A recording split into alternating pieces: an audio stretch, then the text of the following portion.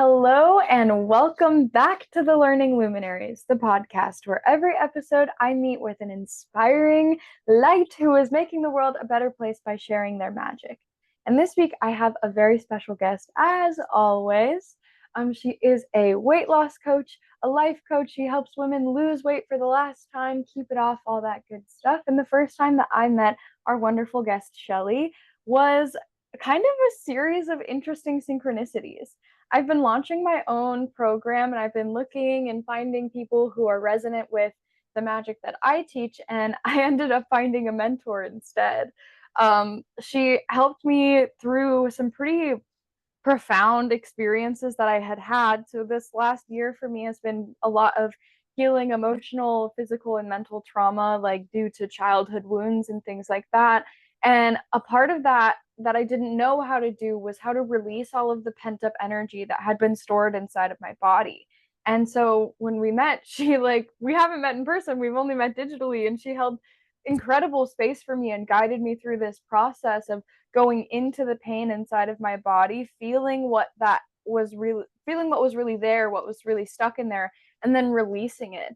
And since then, I've had an infection clear up. My stomach problems and chronic pain problems have literally shifted, changed very dramatically. And so I'm super excited to share Shelly's work with all of you because it has changed my life. And we've only met over a couple of video calls. So I'm ready to make some magic today. Thank you so much for being on my show.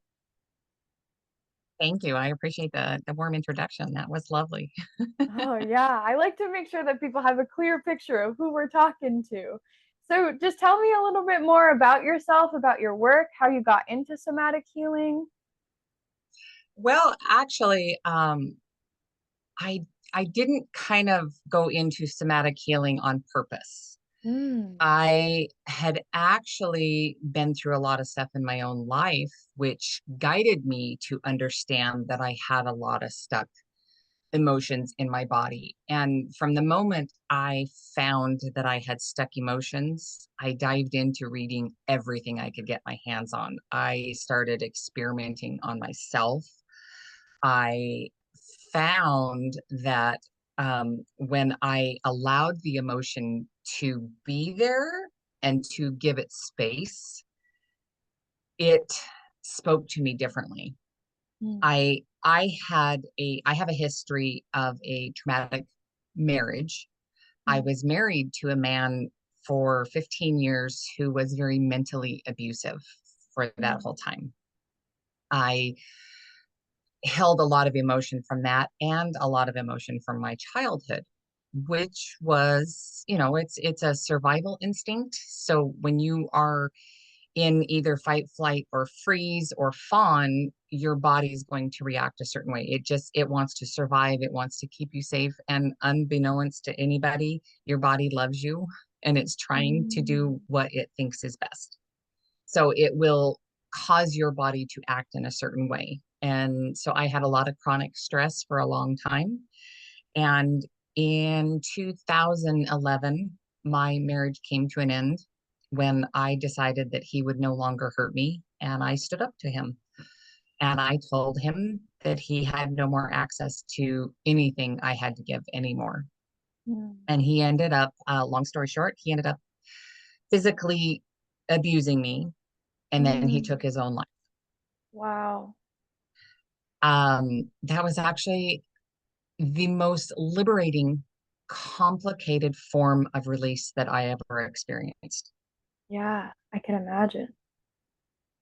I also realized that um, it wasn't just me that was involved. So over the years, it was, yes, I had to heal myself, but I had to heal for others that were involved, people who knew him, people that loved him, and to help them understand that it was not their fault that he did what Mm, he made all his choices. He chose to be an alcoholic. He chose to be a meth addict. He chose to do all his actions. And I didn't realize I was choosing mine also, but mm, from an instinct of survival. yeah. So after his death, I was determined to get my health back. And right after he died, I got extremely sick. And instinctively, I knew that I wasn't like sick, that I had to hurry and go to the doctor and get something for it. I knew my body all of a sudden felt safe. And the toxic trauma that I was holding in my body started to release. I was sick for about a month, where it was like a long cold that just wouldn't stop. I had, it wasn't like flu symptoms. It was just my head filled up, my chest hurt, just, and I was blowing my nose, I was coughing, and it was just my body releasing, which was beautiful. Yeah. And I actually let, and it was like, okay, I know that it just needs extra sleep. It needs, and I learned to cry. And that is something that I could not do. I was the type of person that held everything in. From the time Mm, I was little, I held everything in tight. And I was so locked in tight that I didn't even know that I was locked in tight. mm, And it was so sealed up that it took me 40 years to find that I was even mad at the world. mm. And I didn't understand it. I always thought, well, I'm so happy. Everything's great, and everybody's like, how are you so positive all the time? It's like, well, I don't see how you're not. But there was a lot of it that was denial. Mm, And when I finally started finding internal rage, it scared me at first because I had anger thrown at me for so many years with my first husband. And I just thought, that is so rude. It's rude. So I vowed when he died that I would never throw my rage at another person. I would never throw my anger at another person, because I was the one that was feeling it. And I wanted to understand why I was feeling it and what I could do to not feel that anger anymore, because I didn't like feeling such anger. But I also didn't understand that that anger was extremely valuable, mm, and that it is okay to feel anger. mm. And when we are raised from a child, a lot of times we are not taught. It's like, oh, you're mad at your brother. You hit your brother. Oh, well, you go to your room. You're in trouble for doing these things, instead of understanding why you did them and why it came up in the first place, if that makes Wow. sense. That does make sense. I think that your story is very relatable for a lot of people as well.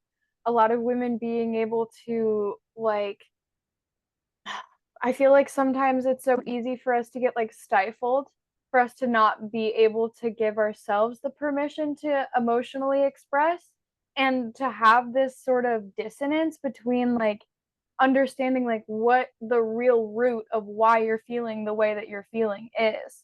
And I just think that it's really impressive and incredible the alchemy, the process of alchemization that you've gone through to be able to discover all of these things about how the pain in the body is relating to the emotion, and then the emotion is like underneath the surface and you have to be able to express it and come in contact with it. I think that that's really really powerful work, and that I'm wow, yeah. So I guess my first thought with that is this idea, there's a couple of really important things that you just touched on, like how to get in contact with your emotions, the idea that all emotions are good emotions. There are just ones that we don't want to feel, so we label them as bad. And then the fact that your body loves you. So I kind of want to start there and just hear more of your thoughts around this idea of good emotions versus bad emotions and accessing that kind of rage. Well, I didn't understand that all emotions were good emotions for a very long time. And it Mm. wasn't until the last couple of years that I found this. And when I first experienced, right after my husband died, I had an experience that triggered my anger inside. And it was scary how much anger came up and out. I had actually been in I was engaged to my second husband, and he did something that was so minute. I mean, he did nothing wrong. And my higher self knew that he did nothing wrong. But when he did this, I wanted to rip his throat out. I Mm. was so angry. And I thought, whoa, okay, what is that? So that was my first experience of being able, okay, I'm going to go understand this. And so I went and I hid from my husband. Mm. I literally hid in a closet and hid from him. I thought, okay, I'm going to sit here and I'm going to understand and I'm going to feel it. Why am I feeling this? Because my conscious brain says what he did was he wanted to go have a shower and he didn't finish one little thing. And so in my head, I'm like, okay, but why am I so angry? And so I thought, okay, I'm just going to sit here and wait for the answer. Why am I so angry? What is it really? Because I know what happened had nothing to do with why I was angry. Mhm. So I sat there and it took about 3 hours. And then all of a sudden it was like this voice came up and said, "It's Mike. It was my ex-husband, my late husband." And I thought, okay, these are things that I was always picking up after him. I was always having to make sure that the house was taken care of. I was always having to be the bigger person. I was having to make because he was always drunk and he was always high. And it was like, Mm. okay, I had to be so on point to make sure that everything was taken care of. My kids were taken care of, that we were safe in the car, that we were safe, that we were always safe. I had to make sure the doors were locked and I had to make sure all his beer cans were picked up. I had to make sure. So it was like that trigger that he left one little thing that didn't get picked up that created 15 years of anxiety, anger, and all these emotions. It came up at once. Mm. And for me to just sit there and go, okay, let's just feel this. Where is it in my body? Where am I feeling it? It's like, okay, it's in my chest and it's in my stomach. And to just let it go, okay, I see you. I feel you. And it's okay. You're safe. You don't have to hurt anymore. And Mm. this release that came out of my body, it was like, okay, I can now forgive my husband for this instance, for those situations. And when I started to say, I forgive you, and I forgive myself for being involved. I forgive myself. And it's very important to forgive yourself. Mm. Um, gonna sidetrack a little bit. For over 20 years, probably closer to 30, I couldn't cry. I couldn't sweat. I couldn't eliminate my bowels. Mm. I had to drink Sanity for over 15 years, if just so I could go to the bathroom the next day. And Mhm. these were things that I just was like, okay, I just don't cry. I just don't, I could not have tears. I couldn't and I was so locked up tight. So I didn't realize that this was all part of it. And so I started doing more forgiveness exercises. But okay, now we're going to jump back to where I was. After I found this out, I went and found my husband. And he's like, "Where were you?" He goes, "I've been looking for you." And I said, "Honestly, I was mad at you." And he's like, "Well, what did I do?" And so I explained to him what happened. And he goes, "Oh my gosh, I can't believe I did that." And then he said, "I'm so sorry. You should have come yelled at me." And I said, "But it wouldn't have fixed anything. And I would have been Mm. mad at you for weeks and I would have been holding on to that anger and I wouldn't have understand why I'm still mad at you for something that you didn't do." Mm. And I said, "I wanted to understand it." And he was just like, "Wow." He goes, "Usually you know, we yell at each other and then it's over." And I said, "But it's not over for me. Mm. I don't want to continue to be mad at you. I want to understand."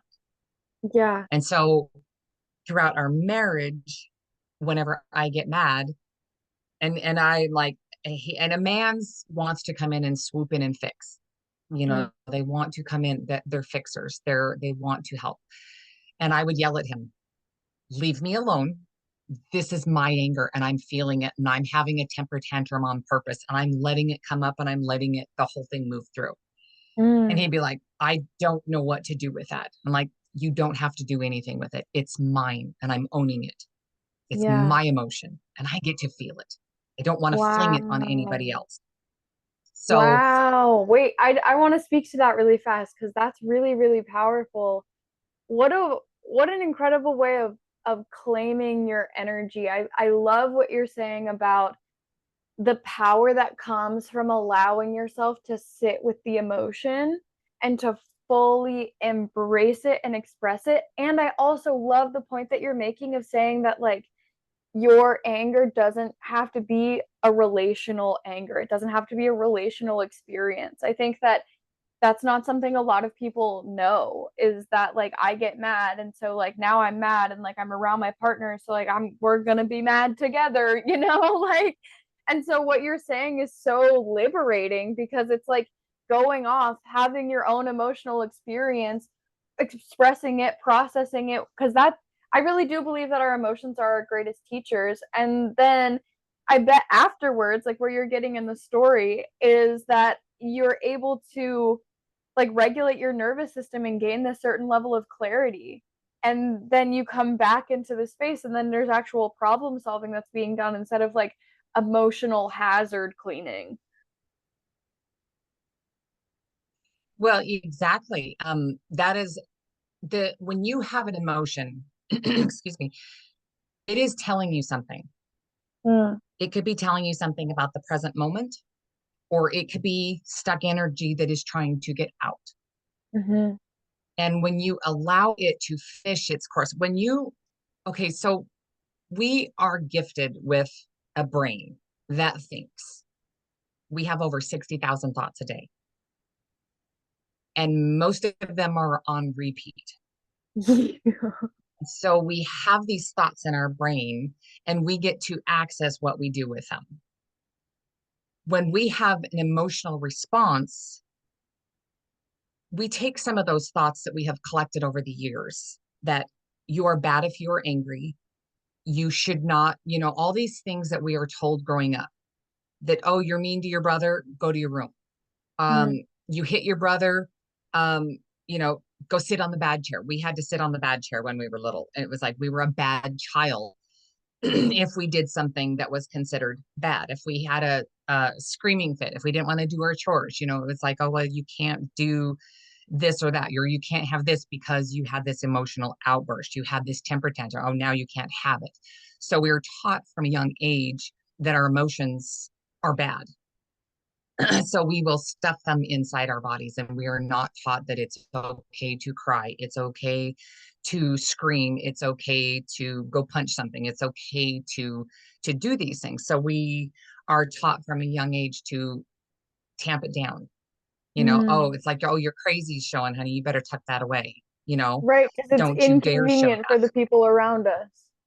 Yes, because other people are going to feel offended. They're going to feel hurt. They're going to feel something because you're having this strong emotion, and that's not okay.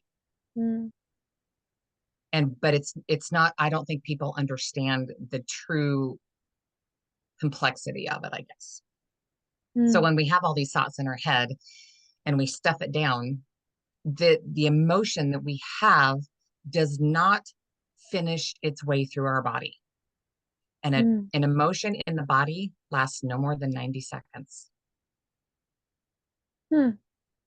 And if we are having one emotion, if we feel like we're going to cry, we'll usually cry for about 90 seconds. But we stop it before it even gets his chance to finish the process. And so it's lodged and stuck in our body. Which And is what depending on makes where, emotional releases last much longer, because because we have if so you much stuck in our stopped body. the 3 minute cry over and over and over and over and over and over and over again, eventually like that level of energetic buildup inside of you, it will take longer to release. It will be more because it's been waiting. Yes. And also, when you have a lot of stuck emotion in your body, that is where your aches and pains start to creep up in your body. They will Mm. lodge in different areas of your body, and they will, depending on what kind of emotions and what kind of traumatic event happened at those times, they will lodge in different areas in your body. So it's like, oh, my knee hurts. What's wrong with my knee? Why is my stomach hurt? Why do I have a pain in my arm? Have, why do I have gas? Why do I Mm. have, anything that is happening? Why do I have all of a sudden acne? Why do I have a rash? These things will start to manifest, and they're trying to tell, body loves us so much. Like, okay, You have emotions. You didn't let the emotions come out. So I have to get your attention another way. And I'm going to keep getting louder and louder until you listen to me. Mm. And so then you start having chronic issues. Oh man, I can't get my hip pain to go away. I can't get this to go away. I can't. Why does this always hurt? Why does this flare up at these times? Your body's going, I'm trying to get your attention. I want you to listen to me. I'm trying to communicate with you. Mm. And if we're not listening, it's going to keep getting louder and louder. Wow. I want to talk a little bit more about the experience that we had together. I'm feeling called to share it, even though it's like pretty vulnerable. So we had initially scheduled our podcast appointment for, I think, like a little over a month ago, something like that. Like it was a while ago. Yeah. And the day that we were supposed to do it, well, I guess I had to tell a little bit more of my story before that. So, in January, my dad and my two little sisters passed away in a very like tragic, shocking turn of events. And I loved them a lot, but I didn't grow up with my dad. And so I always grew up like wanting him and also having a lot of like anger at him.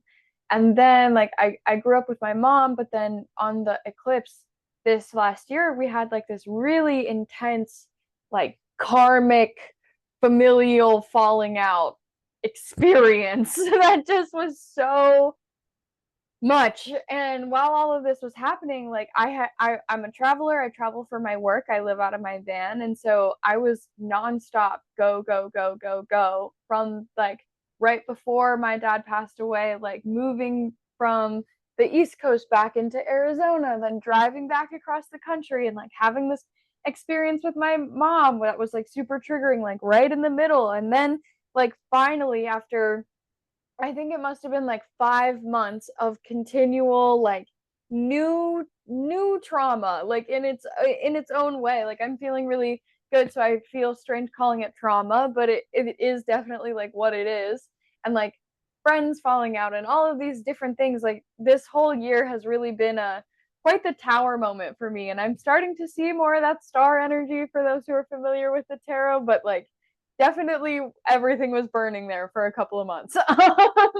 And it was really, really, really powerful because I was doing so much purging and so much cleansing and so much acknowledging of like how I had been keeping myself small in my partnerships and like that resurgence of all of like my childhood pain of like wanting my dad, and then obviously like the fresh grief on top of like all of this familial drama.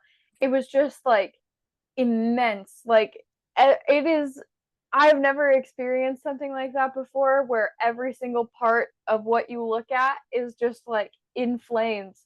And I was in that space, and it was a lot for me to be able to process and to heal through that. And I had been having chronic like problems with my stomach and my kidneys for probably since I left my mom's house when I was 17, and I'm 23 now. So it's been like a long time that I've been having these problems and everything. And the morning that we had our appointment scheduled, I woke up and I was like throwing up, and there was like blood, and I felt horrible, and my stomach hurt, and my kidneys hurt. And I was like, I cannot do this. Like, I cannot show up on screen right now. I can't even have a conversation. I'm in so much pain. And I told you, and you did the most generous, kind thing. And you asked me, like, what was going on. And then I told you, and you had said something to me about, I told you that it was like my ulcer and my kidneys like acting up, and you had told me about how ulcers represent like repressed rage, and you had asked me if I felt like there was something unjust that had been happening, and I was like, yeah, like, and you didn't know anything really about my story, but everything that you said to me was exactly the emotional problems that I had been feeling for years, that I knew at the core what like this physical pain that I was having was an emotional experience, but I didn't know how to release the emotions, how to address the emotion to be able to like move through that. Like I had gone to doctors, I had gone to people to try and figure out what was going on, and nobody could figure it out because I knew it was like a spiritual emotional wound that was like leaving effects on my physical body. And so when you started speaking to me in this way that knew exactly what I had been going through based off of my physical symptoms. It was the most like doorway opening thing. And then you were kind enough to hold space for me while we did like a rage release ceremony. And I want you to tell the viewers more about what that entails because that was really powerful. um, well, ironically, um, I don't know if there's actual guidelines for this. I'm one of those kind of people that just naturally follow what my guidance is telling me. And Mm, I I just knew something inside of me. It was like something steps up inside of me and says, this is what you need to do. This this beautiful soul needs your space. And when I asked her, I said, is there someone that can hold space for you? You're like, no. And I said, I can. And you said, would you do that? I said, absolutely. And when we got on Zoom and the emotion that was coming out of you and my heart just opened up and knew exactly what to do. So there wasn't there it's not something that was ever taught to me. This is something that just kind of came natural. And I've done it with quite a few other people, but it's just like all of a sudden I just know that you needed something and you needed a little bit of a guidance. You knew exactly what to do. You just didn't know you knew what to do. And I just needed to be able to hold that space and say, it's safe for you to cry. It's safe for you to punch that pillow. It's safe for you to scream your heart out because your body is saying, I can do it now. And so yeah. I guess and that's, it's just something that has always kind of come natural to me. And I don't know if any of your viewers are familiar with human design at all. Um, in reading my chart, I'm a manifesting generator, Mm, and I have a lot of gifts that came with my chart. And one of them is that I just know. And that's part of my human design. Is like you just know. You have a very strong intuition. My I live from my sacral, and I am meant to respond. And I have been living into that unbeknownst to me before I even knew about human design. But once I started studying, it's like, oh, okay, now I know if I'm out of alignment or if I'm in alignment. When mm, I'm in alignment, it's not about me. It's like I'm here for you. What can I do for you? I want to be here for you. And I've done this with several other people too. And it's just amazing when they release that rage and know that it's okay to feel that rage, the lightness that comes out from your soul, like, yes, thank you. I can breathe again. I can breathe. And I yeah. watched, I was so fascinated because after we did that, your entire energy changed.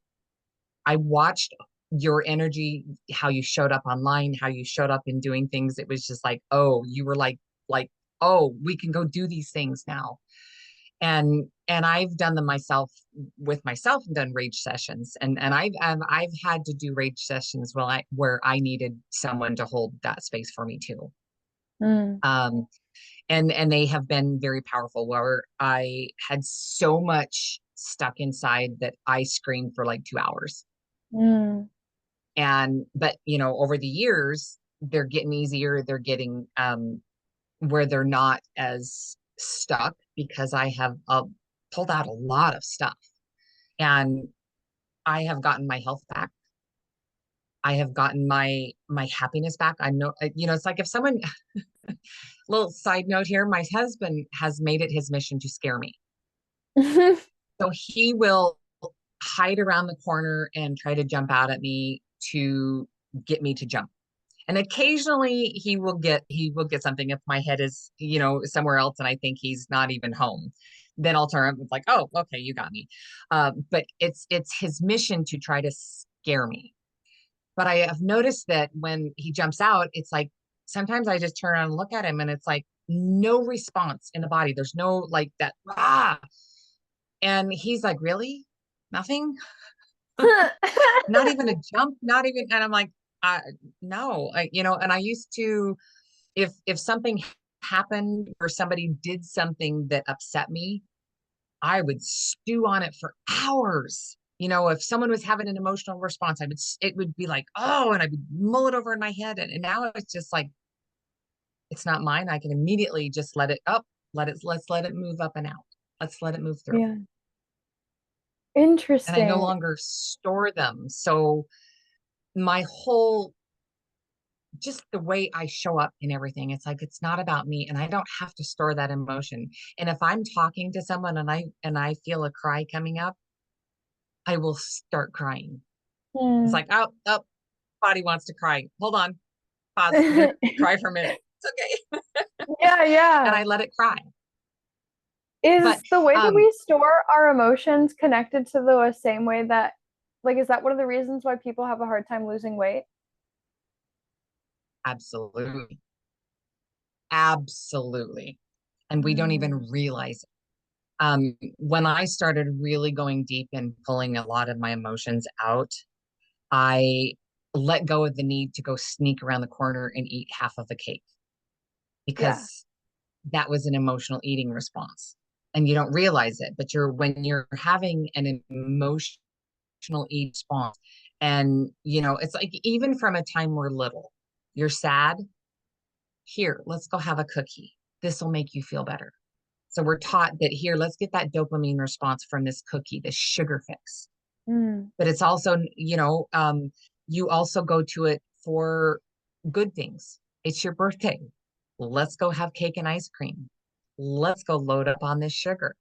It's a mm-hmm, celebration. Let's feed our body. Our body is only meant to eat food for fuel. And yet we use food for entertainment. mm-hmm, We use food for procrastination. We use mm-hmm, because yeah, we're going to keep eating because I don't want to have to get up and go do my chores. I don't want to have to go do things. Food is withheld from you. If you don't do your chores, you can't have any dessert.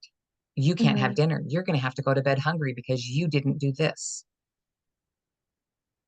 We use food in so many ways when it doesn't have to be. And when we can look at the emotional reasons why we are eating and not stopping, then we can have a better understanding and look at the food and go, oh, okay, I really don't need this. It's like, do I mm-hmm, really want? It's like sometimes you're eating something and it's not even good. And you're mm-hmm, like, I don't even know why I'm eating this. I'm not even hungry. mm-hmm. But a lot of times, if we are overweight, we don't even know what it feels like to be full. Mm. I was We don't reading even a know what book. it feels like to be hungry. Yeah. Oh, this makes me think about so much. I'm glad that we're going in this direction. A book that I'm reading right now was talking about how, like, when you feel the need to protect yourself a lot, like throughout your life, like it's natural for you to put on like extra weight because they're like it's your body saying that in order to be safe, there needs to be more of me. Like I need to be able to be like a solid mass of protection. And so it's like when you're in that state of constantly feeling, this is why I shared my initial story about like what happened for me is because what we were releasing was chronic fear, like was long-term sustained terror that I had picked up from my childhood and that I had also picked up from being a traveler and like being a solo female traveler in America, like it is fun to be in your van Mhm. and it's also terrifying. So like that was a lot of what I was releasing. And in this process, like over the last, like since getting on the road, since starting my like really big spiritual awakening journey, I've lost like 65 pounds or something like that. It might even be more. I don't really like keep track. It's just a big change. And I didn't, I Mhm. have changed my lifestyle a lot. Like I used to be super addicted to fast food. I would eat it like compulsively. I definitely was an emotional eater. I would like eat in order to like address a certain feeling. And so it's been really interesting for me to be able to see, like, as I've developed more awareness of what my body actually needs and wants, and like somatic healing practices, and like learning more about emotional release, like, I've naturally become healthier because my goal hasn't really ever been like to lose weight. Like, I was raised in an overweight family that was like on a diet my whole life, and so like it was really Mhm. important for me, like as I became an adult, to like not always be putting myself on this standard of like oh, you have to be like smaller to be pretty, or you have to be like smaller to be healthy. I was like, I just want to feel strong. I just want to feel good. And so, like, in the process of me learning how to have confidence in my actions and how to like try the things that would scare me, my body is just like risen to that occasion and become more and more and more healthy. And it's even interesting with things like meat and dairy and all these other and like sugar, because at one point, like here I am like wanting nothing but like the crappiest cheeseburgers and french fries and ice cream all the time. And then as I gained that more like heart mind coherence, I would eat it and I would be like, this makes me feel bad. And so it was so much easier for me to transition my behavior, because I was like, oh, like I love myself from the inside, regardless of what I look like or what I'm doing. And so now I'm going to do the things that align with that frequency of love inside of my body. And that was so intuitive for me as well. So it's really interesting what you're saying about the process of like the emotional release and creating safety inside of yourself leads to like overall better health in the physical realm, the emotional realm, the mental realm, all of those. Well, and one of the big things too is that we don't want to feel those feelings. Yeah. And we're so afraid of feeling the feelings that we put food in our face. We put food in to stuff down the feeling so we don't have to feel it. So if we eat enough food and we fill ourselves up so much that our body will concentrate on the feeling of fullness, that it's going to distract from actually feeling the feeling. And well, a lot of the fast food, industry, there is purposely stuff in them to make you addicted to the food. They want Mm-hmm. you to have cravings for these food. They they want you to, eat more of it. And And it's on the every problem corner. So you that go a lot of us, outside and it's like blasting you in your face everywhere you look. Sorry, continue. yeah, well, exactly. And so but they know this, and they know that you're going to want to keep coming back. And I haven't eaten in a fast food restaurant for probably 10 years. I just, it's like my body now, I look at that and go, ah. But that was even before I started to lose the weight. It was just something that is like, I don't want to eat there. But when you start to look at, it's like, okay, I want to eat this whole cake and I don't want to feel this feeling. And a lot of times we don't want to feel the feeling because we don't know how to love ourselves. And that is something that people are like, if you ask a woman, do you love yourself? Well, yeah. It's like, well, listen to your self talk. I'm such an idiot for doing that. I can't believe I ate that. I can't believe so we shame talk ourselves all the time in our heads. It's like if you took those thoughts in your head and you spoke to your mother or you spoke to your child that way and said those things to yourself, probably wouldn't feel very good. And if Mm. you're saying things to yourself, you wouldn't tell your best friend, you wouldn't tell your favorite people in the world. There's a big sign right there of why you are hanging on to extra weight, Mm. because you don't feel you deserve to have that love. And that self love is the love that is created inside of you first. Mm. If you are So I have a thinking about question your about mother that. and they love you, sure.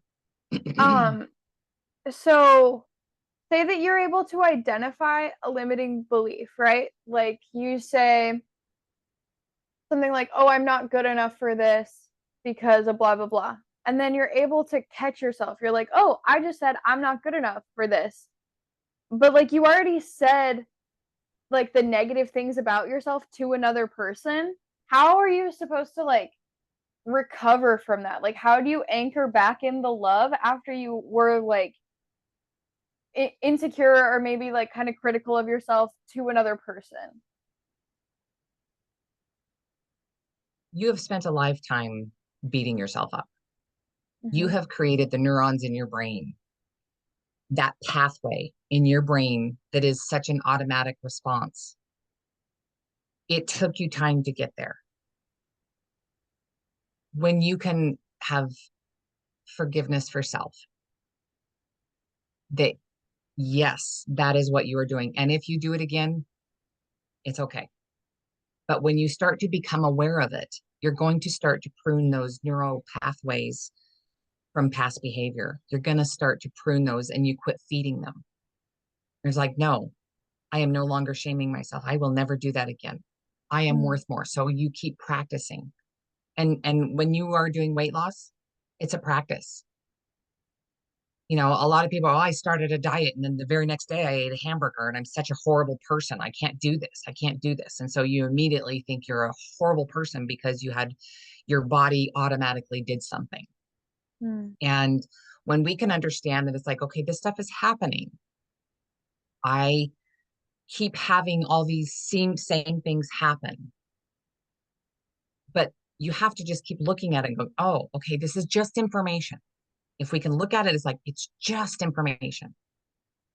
I see my body is doing this. I see that I am responding this way.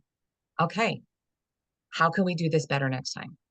So Mm. we're going to take this moment right here because this is all you have right now.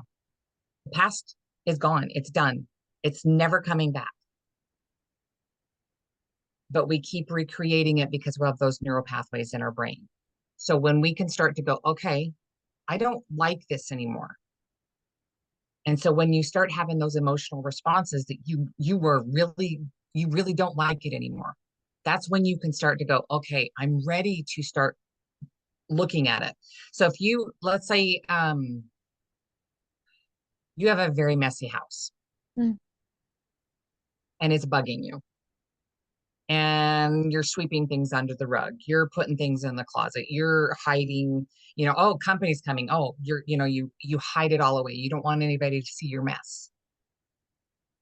But if you're going to clean house, you're going to have to see the mess. Mm. You're going to have to open up the closets and go, okay, this is a mess. It's going to take some time. It's going to, you know, I can't just do it all at once. And the same thing with our bodies and our brains and our neural pathways. It's going to take some time. But in order for us to clean it, in order for us to change it, we have to see it. Mm. And that is when the awareness starts to pop in and you go, oh, okay, I see that I'm still doing this. How do I want to act next time? How do I want to feel next time? Let's practice feeling that now. So my body recognizes it's like, oh, okay. Instead of deciding I need to go eat half a pizza, I recognize when I have those responses. When do I do that? Okay. It's when this big thing happened at work. It's when I had this fight with my spouse. It's when, you know, my kids are not doing their chores. That is when I react. I understand that that is when I do that. So when I get to that spot next time, and it will come again, how do I want to respond to that? And let's practice before it happens again. Mm. So that is how you use self forgiveness and you start to practice that self love. I want to show up better. So let's practice now. Close your eyes for a moment and just like, okay, how would that look? How would that feel? Create that feeling inside. How would that feel inside? Where do I feel it in my body? And so when you start to have your brain pre-plan how you're going to react, it's going to start automatically going to those things because you're seeing them now. Mm. And then you start to practice that self-love. If you don't know how to self-love, if there is one person in your life that it could be an animal and you love them so much. And whenever you think about them, your whole body gets tingly and you're just like, oh my gosh, I love you so much. That love that you're feeling is already inside of you. It's Mhm. there. That is self-love. You're the only one that is feeling that love. Yes, it does go out in the, you know, people do pick up on that energy, but you are creating that feeling inside of you because you had a thought. I love that person so much. And that feeling that creates because of you having a thought. You had an action. Oh, I just love that person. I love that animal. It's so cute. I love them. You know, that feeling that just generates inside. Mhm. That's self love. That is the love. Mm. And so you take that feeling. It's like, okay, I want to feel love. So who's my favorite person? What is my favorite thing? What is my favorite thing? I want to think of that and then bring that love inside. And I want to take that love, that feeling, That's what it feels like. And I want to take that and I want to take it and make it mine. It's mine Mm. because I am feeling it. Mm. And any feeling that you are feeling, they are yours. You are the one that is feeling it. If you're feeling angry, like, oh, okay, step away from it. Your body is feeling angry. Doesn't mean you are angry. You're in your body. This is a beautiful body that you get to take with you. You get to take care of it. You get to decorate it. You get to drive it. You get to, it is your car. You buy a new car, you take care of it. Make sure you wash it all the time. You're, making sure there's no trash. Nobody eats in here. Nobody, you take care of this car. You're getting it, the oil change. You're getting, you make sure this, top of the line fuel. And then it gets a little old, and pretty soon, kids, you don't care if they're eating in the back seat, and pretty soon it's getting kind of gross and dirty. That's our bodies. We sometimes forget that we need to take care of our bodies every single day. And part of that is I get to feel happy. I get to feel angry. I get to feel sad. So if you are feeling these things on purpose, they can help guide you. Like, Mm. oh, okay, I'm angry. All right, this is cool. Where is it in my body? Where do I feel it? All right, let's just put my hand there. I understand. I feel you. It's okay. You can be angry. Do you need to get really angry? Or do you want me to just sit here? Just like separate yourself from it and just understand that it's like, all right, you're angry and that's okay. So be angry. Mm. And then it's like, then all of a sudden it has energy to it. And you're just like, okay, it's done. Are you good? Are you good? You ever had a kid, been around a little toddler and they have their somebody took a toy and they scream and scream and scream and they have these big fits. And then all of a sudden you're like, well, how about this toy? And they're like instantly, and they're like, oh, okay, cool. This is fine. And then they go off and play. You can do that. Like, oh, okay, yeah, I feel feeling anger. Oh, I don't want it. Okay, I'm gonna just, you go into a closet. Okay, I'm getting a little off track, but you go into a closet. And if you go into a closet and it's full of emotions, what do you want to wear? Ooh, let's try this one on. Mm. What does angry feel like? What does happiness feel like? And just try them on. Like, okay, let's see what it feels like in the body. But Mm-hmm. when you take this towards food and you understand that you're just feeling an emotion, and if you are emotionally hungry and you sit and you just feel those feelings, let it finish the course all the way through your body. Let it come up and out. Let it, because if you store an emotion, it will come up with the same intensity it went in to be stored. So you just Mm-hmm. let it come up and out. It's like, oh, okay, I need to cry for a minute. And then it's like, if you can last like 90 seconds, you can sit for 90 seconds, turn the timer on, set it for 90 Play seconds a and like, all right, song. then let it have your 90 seconds. And then you're like, okay, now I actually don't want that Twinkie. I don't want that cake. I don't want that, the burger and fries. I don't want it. Like, do I really want it? But to understand true hunger, like when I was talking before, a lot of us don't even know what it feels like to be hungry. True hunger, biologically hungry in the body. That will come up with a little grumble in the stomach, and it will come up and be like, hey, like when you get a chance, it'd be really cool if we had some, nutrition down here. And then it'd be like, oh, you're busy. Okay. All right. I'll come back in a bit. And then it'll go down and it won't bug you. But if you're having a craving because of all the stuff that you have put in there and you've shoved all this sugar and flours and processed foods and all that in your body's going to be like, hey, get over here. I said I want something to eat. And it'll sit there and yell at you like a toddler running around the store with a big knife. Yeah. There's going to cause some trouble. Yeah. Yeah. And if you can just sit with that and realize, okay, is this biological hungry or true hunger? If it's biological, you can sit with it and you can extend it for 20 minutes and go, okay, now how hungry am I? Could I eat now? Do I need to eat now? Or can it wait?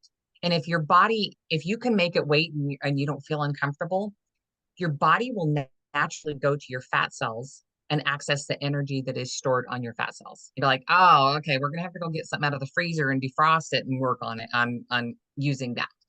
And that's your body's job. So real quick, insulin, everybody talks about insulin. Oh my God, I'm having an insulin crash. Oh, I'm having an insulin response. I'm having, I'm insulin resistance. I'm having all this. So everybody puts a lot of attention on insulin. Insulin does its job. When you eat food, insulin naturally comes in and raises up to process the food that you just ate. Was that your like glucose level? It will transform the food into the energy into glucose, and it will put it into your fat cells Okay. to store it for later. So that's its job. Insulin comes in and says, all right, here, let's take all this food, let's take out the energy out, like we'll transform it to glucose. We're going to shove it in your fat cells and put it in for storage. And then its job is to go down. If you eat high flour, high sugar content foods, it will raise higher. If you eat like good fats, good protein, it doesn't raise as high. So it doesn't have to work as hard to come back down.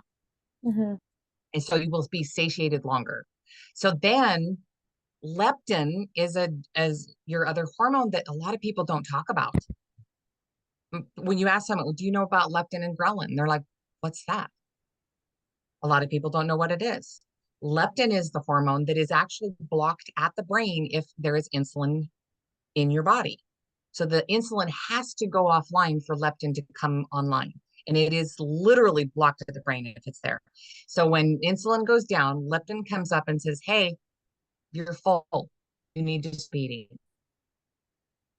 If you have eaten a meal and you are like, okay, I ate so much food and I still feel like I'm starving because you've overfed yourself and the insulin is still working really hard and it is still active. So it literally cannot tell your body it's full.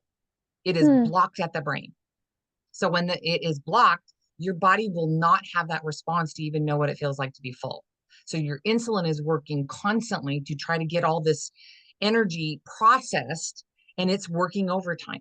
So we keep feeding ourselves. Oh, I'm still hungry. So we keep feeding ourselves. And so we keep being a bully to insulin.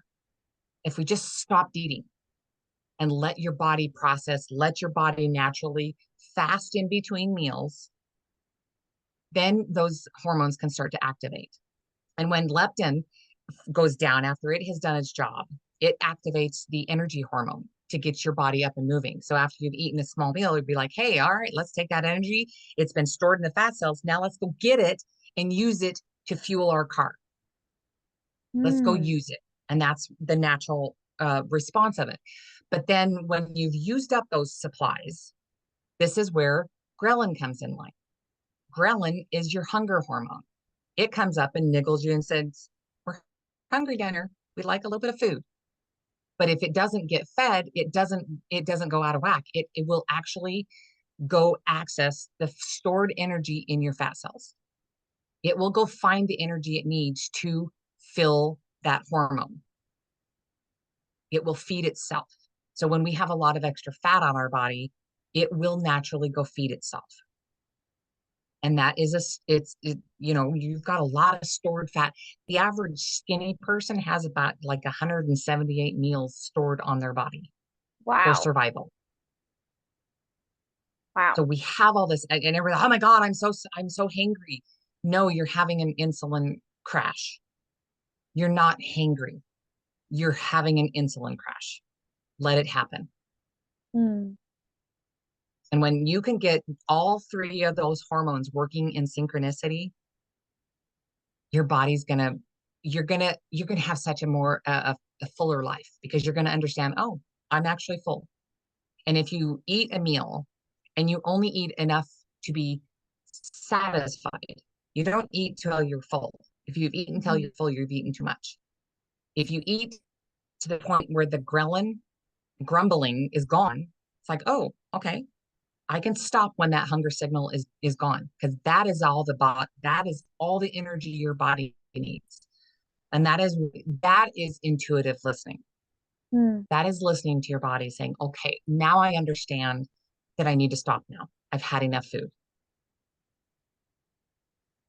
Wow. And when you That's stop really there, interesting. That's your body will practical. work efficiently.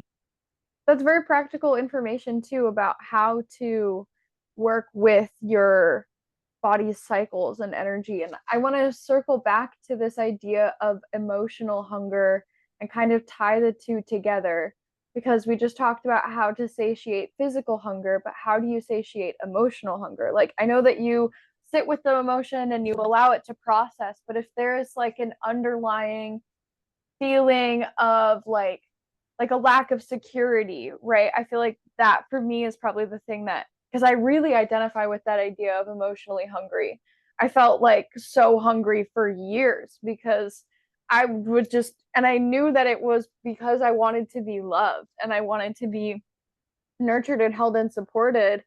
And so I guess like I'm just working through this in my head as I'm speaking, but it's like it goes back to what you were saying about self love. It's like when you're in that emotionally hungry state, like you do you think that you're the only person who can satiate you, who can truly satiate that? Because it's like you have to create that feeling of love from within because you're always looking for it from an external source. Does that make sense? That's a really good question. Initially, yes, you do create that love inside of you, but sometimes you need to seek it from outside sources. And that is where having a good community, even if it is, finding something online, even dancing to a song, putting on your favorite song, that is, you're getting it from that song. You're feeling the beat from the song. So that can create different resonance in your body. If some people need to meditate, some people can do yoga, some people need to go for a run. Some people, it each person is going to find it in a different place, but they have to want to find it. But Mm. ultimately, it is all self-created inside. When you are around someone that you adore, you naturally feel good. Mm-hmm. And if you're around someone that you don't particularly care for, they may have low energy, they may be depressed, they may be having, sad emotions. And if you're in a sad, depressed, low energy state, the two together is just going to make it sink lower. And you sinking lower will never help another person. So when you're naturally in a low state, you want to seek out people or situations or things that have a naturally higher state. So you pick up on that energy. Mm-hmm. You will pick up on the vibration of it. We are energy. We're constantly moving, constantly. We never stop moving. Everything is energy, and you will pick up that energy. And if you're closed and blocked off, you won't have a harder time picking it up. But if you're open to going, I want to feel better, and you just kind of start trying, oh, let's try this. And each person is going to gravitate towards something different to find that. But the ultimate goal is to find what it is that you want to gravitate towards. And if Mm. something is not working, there's times that I have songs that I love, and you turn it on and you're like, oh my God, shut this thing off. I can't stand it. Mm-hmm. Like, okay, that's not working. That's not what I need. What do I need? Mm-hmm. Even sitting with your, what do I need? Who do I need to talk to? And if you just sit quietly for a moment, you'll actually have something pop into your head. Ooh, I think I need to do this. Let's go try Yeah. this.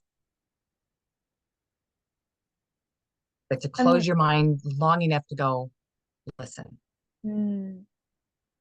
what do I need? Oh, that brings up a good point of saying like in order to get in order to hear your intuition, you have to let yourself get bored.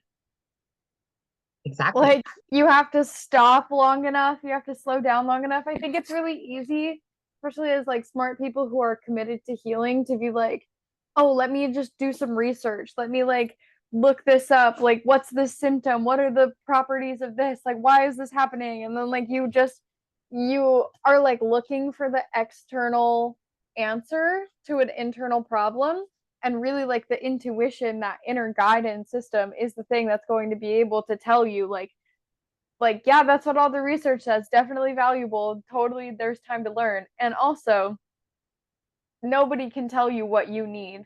Like you have to feel it. Exactly. Exactly. Because you are the only one feeling it.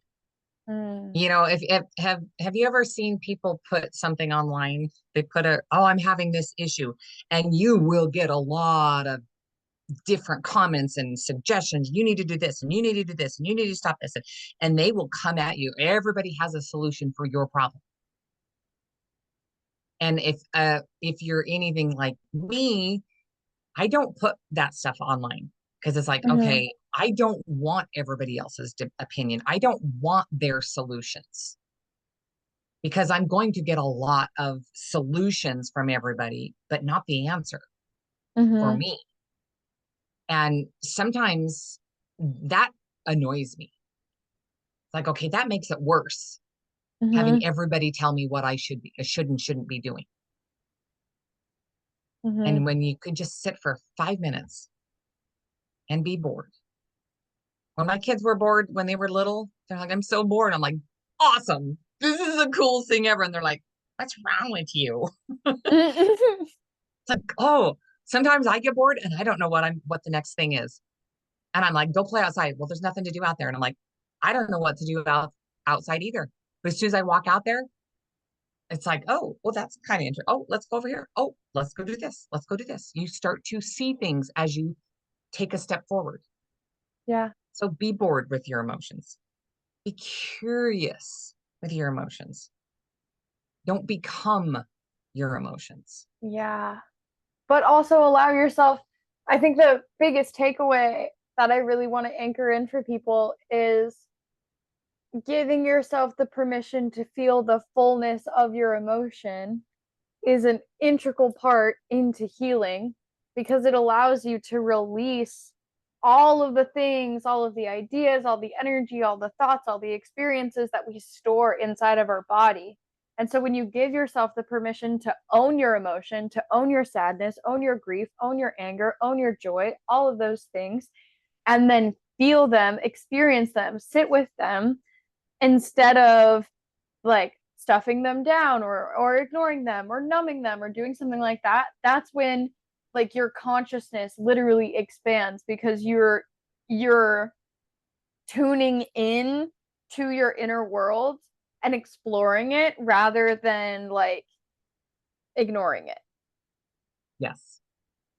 Yeah. And I'm gonna tell you a funny little story here real quick. I told you how I owned my emotions, and over the years, I let myself have massive um temper tantrums. And I'm like, I am having a temper tantrum. Let me have it. I'm going to have it. And so, whenever anything like that would happen, I would explode it, like really be dramatic about it on purpose. And over the years with my husband, I always told him, leave me alone. This is mine. And it was a couple years ago, he came in upstairs and he was going off about something, just having this big fit. And I said something to him, and I don't even remember what it was about, but I remember I said something to him, and he just turned around and he looked at me. He says, leave me alone. This is mine.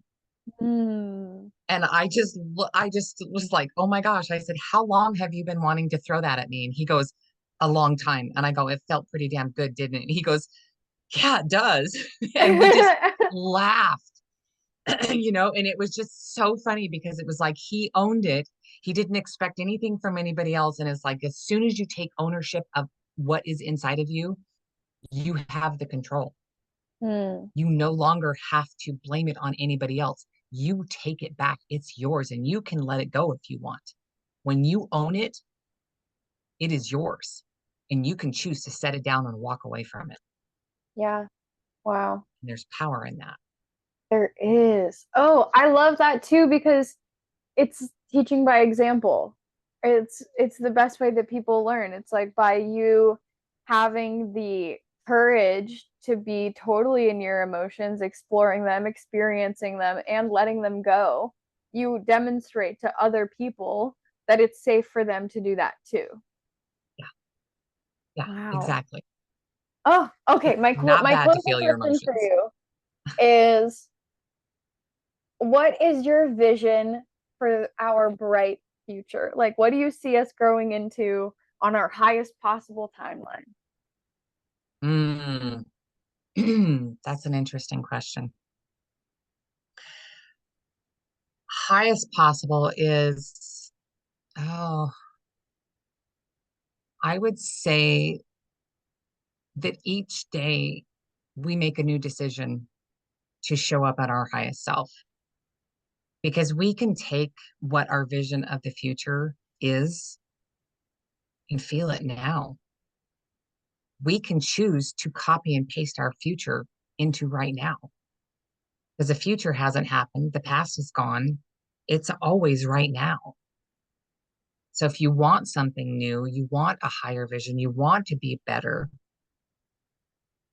do it now. Mm. So each time you see, okay, this is good, but can it be better? What if it was better? What would it feel like to be better? Better than I was right now.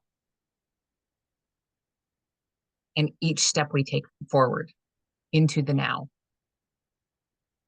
we see a better future. I love Sometimes we that don't know what it looks like. balanced with the integral part of forgiveness as well. And I love how those dance together. That idea of how can I be better? And also, like, I love myself exactly as I am for all of the mistakes that I've made, for all of the choices that have led me to this point. And also, I'm committed to continuing to be better.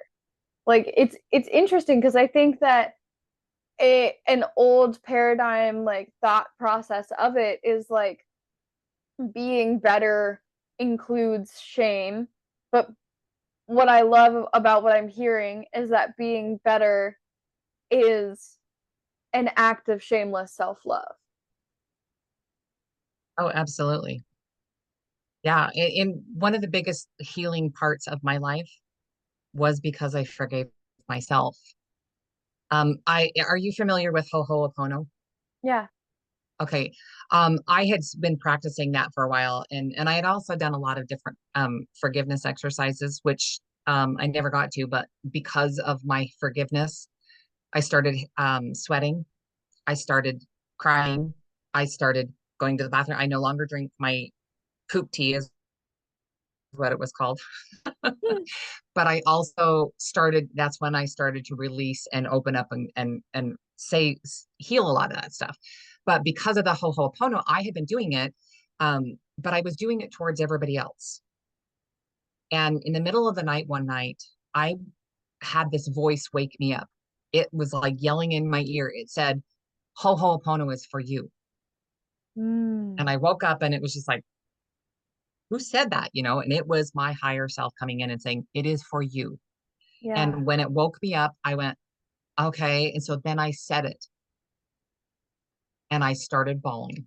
And it was like, oh, I really need to feel deep forgiveness for me. So in each moment, as you go forward, you're going to continue to make mistakes. You're going to continue to mess things up. You're going to break things. You're going to say the wrong things.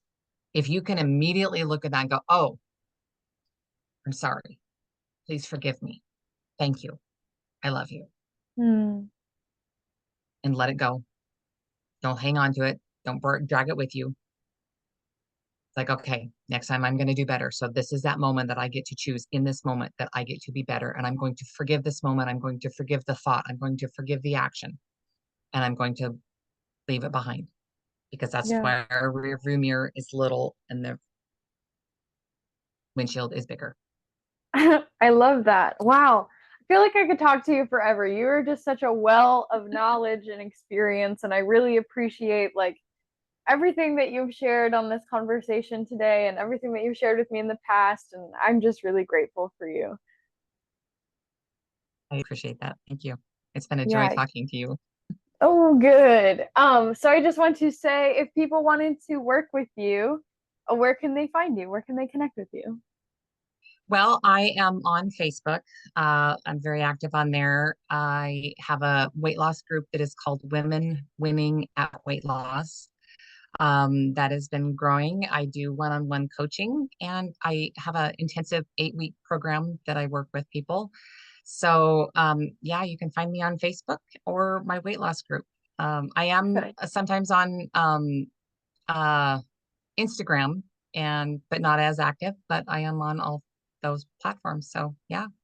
Awesome. I'll put all of the links for that down below in the description. That way it's super easy for people to find you. And if you are watching this and you're interested in working with me, I also offer personal one-on-one readings. And I also have a bunch of very exciting things that are in the works that I am gonna resist the urge to tell you about right now, but just stay tuned Mm, because there's lots coming for sure. So I would love to hear your guys' thoughts about this conversation that we've had about your own journey and experience with emotional processing and anything like that. And if you're looking for a deeper conscious community of people who will hold space for you and love you as you go through this beautiful journey of individuation and transformation, you're definitely in the right place. We are all about the process, all about the love. And I had this idea after we had spoken and I had that big release where I realized that to me, the release is one of the most divine things in the whole world. Like whether it's a sneeze or an orgasm or birth or death or you're losing weight or you're screaming with joy, like whatever that release is, like that is the way that we get close to whatever it is that is bigger than us, you know? um oh, absolutely. oh yeah, so wow, alrighty, well, I'm gonna go ahead and close our episode out for today, and we'll definitely keep more in tune in the future. And I'm so grateful for everybody who's watched this video and for you, Shelly, and thank you so much. We'll see you next time. Thank you.